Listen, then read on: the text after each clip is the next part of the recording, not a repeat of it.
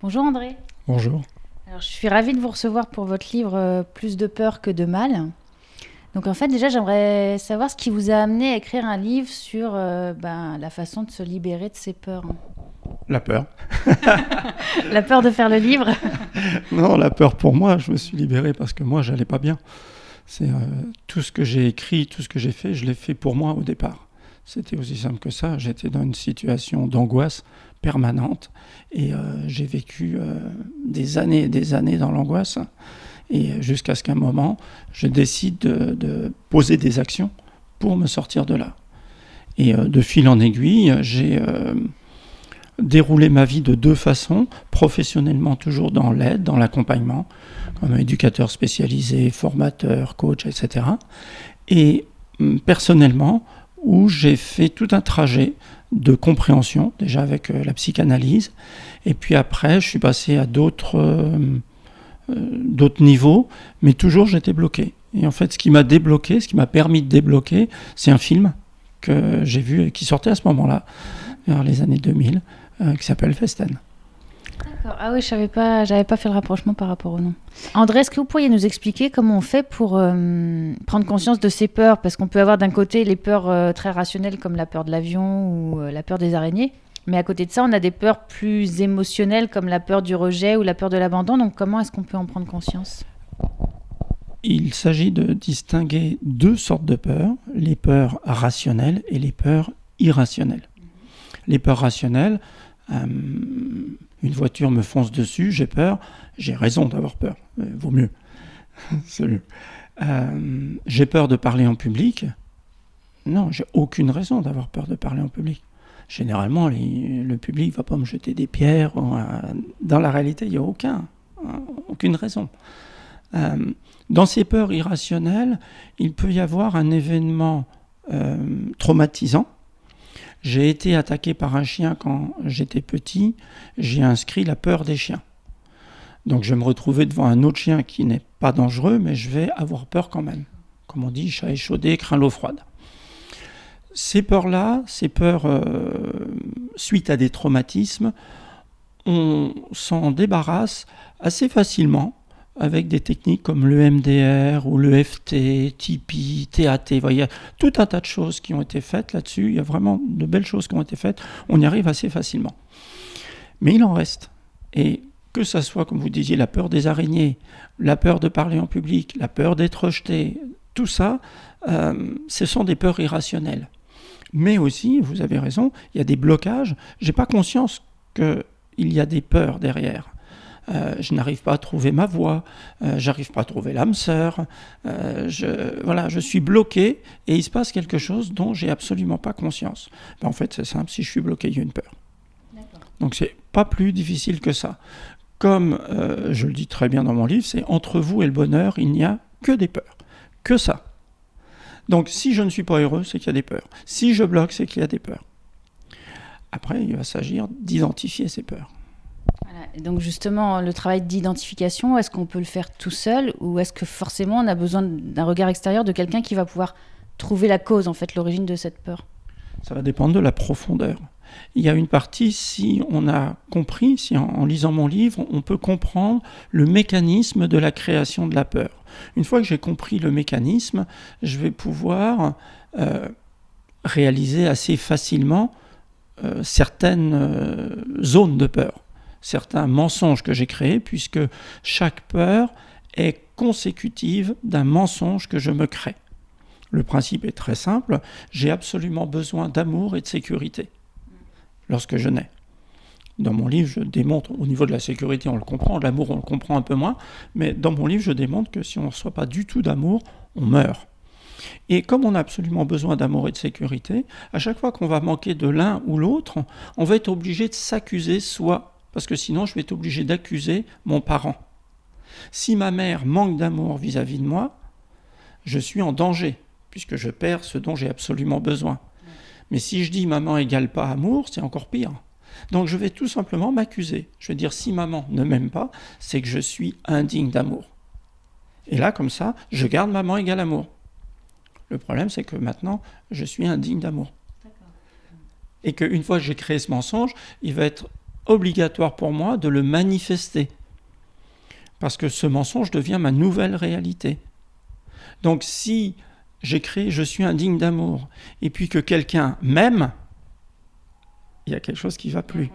Voilà, il y a un conflit que je vais résoudre en me faisant rejeter, en me sabotant, à chaque fois. Donc mes comportements sont la conséquence des mensonges que j'ai créés qui doivent rester vrais. Mon mensonge doit rester vrai. C'est un peu paradoxal de le lire comme ça, mais c'est tout à fait ça. Et une fois justement qu'on a compris ce schéma, en fait, et qu'on a pris conscience du mensonge qu'on s'est créé, ok, on fait comment pour le lâcher et passer à autre chose, en fait? Alors, en fonction de la profondeur, on va avoir des possibilités d'identifier soi-même. Par exemple, si j'ai été frappé par mon père, bon, c'est pas difficile de comprendre que j'ai dû créer un mensonge, j'ai dû m'accuser, donc j'ai dû créer comme mensonge, je mérite d'être maltraité. Évidemment, dans ma vie, je me fais maltraiter tout le temps. Donc là, c'est pas très compliqué, je vais pouvoir identifier ça. Si j'ai eu une problématique au niveau du complexe d'Oedipe, par contre, ça va se situer au niveau inconscient, tout seul, je vais avoir du mal. André, une fois qu'on a identifié toutes ces peurs, grâce à ce que vous expliquez dans le livre, est-ce qu'on peut s'en libérer tout seul ou est-ce qu'il faut se faire aider par quelqu'un? Sur ce niveau-là, on peut s'en libérer seul, en suivant un process qui est expliqué là-dedans, dans ce livre. À partir du moment où on fait les 4 choses qu'il y a à faire, on va pouvoir se libérer. J'ai moi-même construit une technique que j'ai appelée le Festen en hommage au film qui m'a permis de me révéler cela. Mais il peut y avoir d'autres façons de se libérer, par hypnose ou dans des techniques comme celle-ci, à partir du moment où on respecte les 4 éléments à respecter, à savoir d'abord comprendre la peur, comprendre le mensonge, atteindre le niveau d'énergie égal à celui qui a été atteint lors de la construction de la peur. Quand mon père me frappe, il y a une peur énorme et il y a une énergie énorme à ce moment-là. Donc on pourrait dire que c'est comme un métal qu'on a forgé et qui prend sa forme définitive. Il va falloir le remettre sous forme malléable. Donc il faut atteindre un certain niveau d'énergie.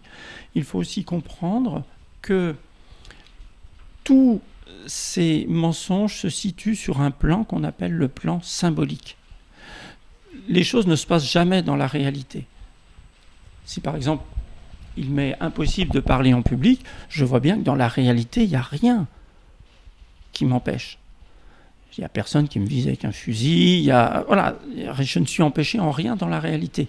C'est donc que c'est sur un autre niveau que ça se passe. Et l'autre niveau, c'est le niveau symbolique. C'est-à-dire que si je parle en public, ça va être le symbole que je suis en train de devenir quelqu'un, par exemple. Alors que mon mensonge, c'est « non, tu dois rester personne ». Donc à chaque fois, c'est un symbole qui va se manifester. Il faut que je prenne ça en compte. Et enfin, il faut que je prenne en compte le fait qu'à chaque fois que j'ai créé un mensonge, j'ai pris une énergie du parent en question. C'est comme si j'avais un morceau de mon père en moi qui me dit « tu mérites d'être maltraité ». Et ce morceau-là, il faut que je lui rende. En fait, Festen, c'est ça. Festen, c'est un film de libération où c'est un homme qui annonce en public devant tout un parterre de personnalités. Il y a son père qui est le directeur du Grand Hôtel et il annonce que quand il était petit, son père, il le violait tous les soirs, en public. Et il va tenir son truc jusqu'à ce que le père reconnaisse. Au moment où le père reconnaît, voilà, c'est comme si, il est libre, comme s'il lui avait dit « ça, c'est à toi, c'est pas à moi, reprends-le ». Et c'est ça que j'ai compris. Et donc, si on allie ces 4 choses-là, on va se libérer, tout simplement. C'est-à-dire, on va se libérer de l'obligation de se saboter. On va se libérer de l'obligation de se mentir.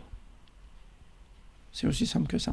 Et une fois qu'on a fait ce travail-là, logiquement, c'est définitif. On n'attire plus les situations qui vont nous faire... Non. Là, c'est définitivement libre. Simplement, si par exemple, j'avais peur de l'eau, je me libère de la peur de l'eau, c'est pas pour autant que ça m'enseigne la natation. Oui. D'accord.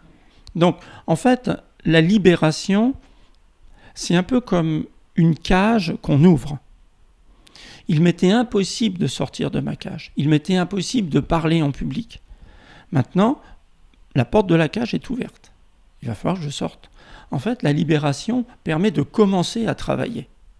Alors que souvent, les personnes pensent que j'ai fait mon festen, c'est bon, je suis libre. Non, en fait, j'ai fait mon festen, le travail commence. Et c'est là que la vie souvent nous met à l'épreuve et va nous présenter une situation pour voir si on a libéré ou pas. Exactement. Pour nous permettre de nous affirmer, pour nous permettre d'explorer de nouvelles zones qu'il nous était impossible d'explorer auparavant. C'est ce qu'on appelle sortir de sa zone de confort. On va identifier ce qui me bloque dans ma zone, et puis je vais devoir oser sortir de ma zone de confort. Et pour les gens, par exemple, qui vont lire le livre et qui vont réussir à faire le travail sur eux, sur leur peur, très bien. Après, il y a peut-être des personnes qui vont essayer de libérer, de faire les 4 étapes nécessaires, mais qui, malgré tout, vont bloquer, parce qu'il y a des fois, on a beau faire tout seul, on n'y arrive pas. Est-ce que vous continuez à coacher des gens ? Est-ce que la méthode, il y a moyen d'avoir quelqu'un qui nous aide à la faire ? Ou est-ce qu'il y a d'autres solutions pour aller encore plus loin et vraiment passer le cap, on va dire ?